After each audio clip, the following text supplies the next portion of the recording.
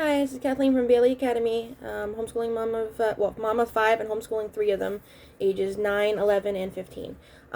Today I wanted to talk about morning basket. We do a morning basket starting this year, but it's a little bit different than what I think typically a morning basket is. We don't do Bible study, we don't do history, we don't do, um, I don't know, just you'll see. So first I want to just talk about how we start our day. So we start our day at 9 a.m. mostly. Sometimes we start a little early, sometimes a few minutes late, but generally 9 a.m.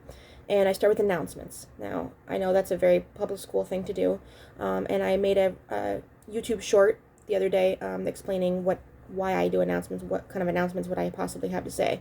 But basically it's about, what is coming up that day or the next couple days.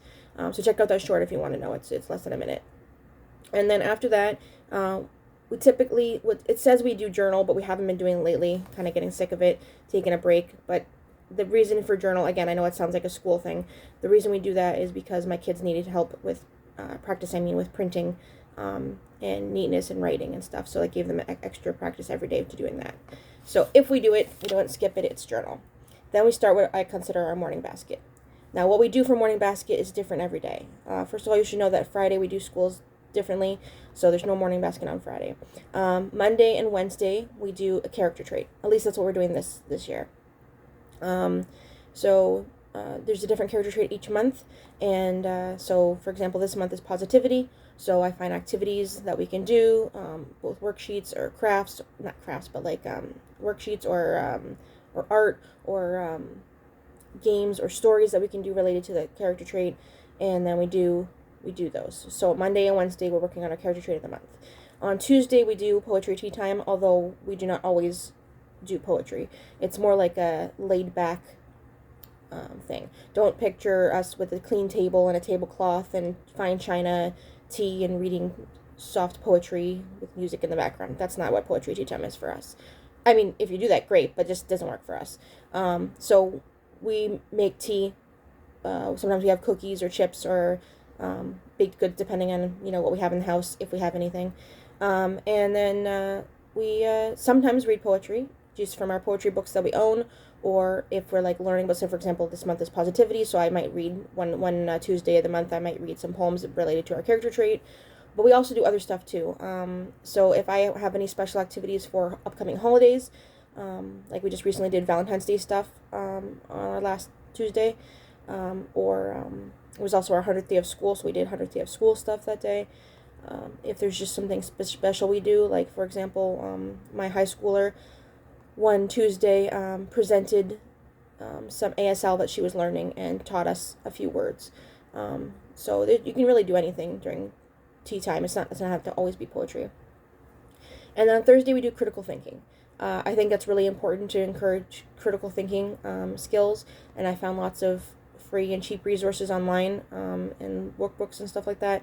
So we do, it could be a puzzle, like a Sudoku or a crossword puzzle, or it could be, if this, apple plus watermelon equals 6, and this and this and this, and then what does apple equal, that sort of like math type puzzle, all kinds of stuff, whatever I can find really. But and I should have mentioned we do morning basket with all three of my homeschooled kids. And then after morning basket, my high schooler goes off and starts her daily work, and then we make breakfast. I bet that's different than most homeschoolers. We don't do breakfast before homeschool. Part of the reason is because my grade 11 goes off to high school. She goes to a high school and she doesn't homeschool. So making breakfast while she's getting ready to go in the morning doesn't really work for us. It's just our house is too small. But also they like to eat during read aloud. So we stop, we make breakfast, and then we do read aloud while they're eating breakfast. And that's what works for us. And then after that, we take a quick little pet break, meaning you can pet the cats or a dog, and that helps them not run off and do it so much during school. And so then they do that, and then we get started with our day. So that is how we do morning basket. It may change next year because I'm probably not going to do character traits again next year, so I don't know what we're going to do.